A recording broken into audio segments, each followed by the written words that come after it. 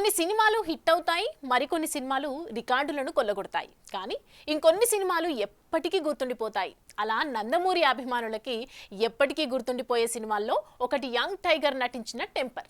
తాజాగా ఈ సినిమా విడుదలై నేటికి 10 ఏళ్లు పూర్తి చేసుకోవడంతో నెట్టింట తమ సంతోషాన్ని పంచుకుంటున్నారు నందమూరి అభిమానులు.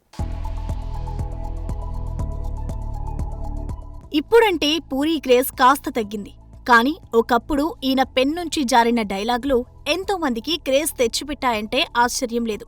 కానీ ఈయన తీసిన సినిమాలు ఇండస్ట్రీ రికార్డులని తిరగరాశాయంటే బాక్సాఫీస్ ని ఎలా చెడుగుడాడాడో అర్థమవుతుంది.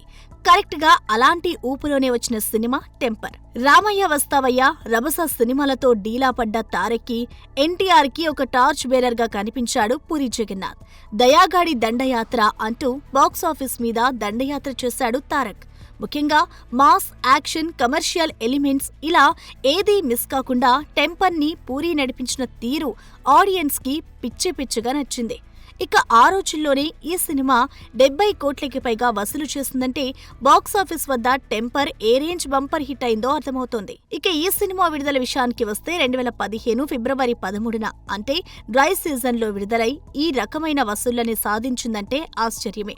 మొదట్లో నెగిటివ్ షేడ్స్ తో మొదలయ్యే దయాపాత్ర ఊహించని ట్విస్ట్ తో మారడం, ఆ తర్వాత కోర్టు సన్నివేశాల్లో జూనియర్ నటన, ఇలా 10 ఏళ్లైనా సినిమా గురించి ఇంకా మాట్లాడుకున్నామంటే బాక్సాఫీస్ వద్ద దీని ఇంపాక్ట్ ఏంటో తెలిసిపోతుంది.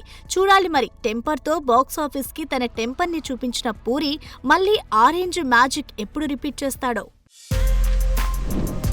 For more videos like this, subscribe Big TV channel.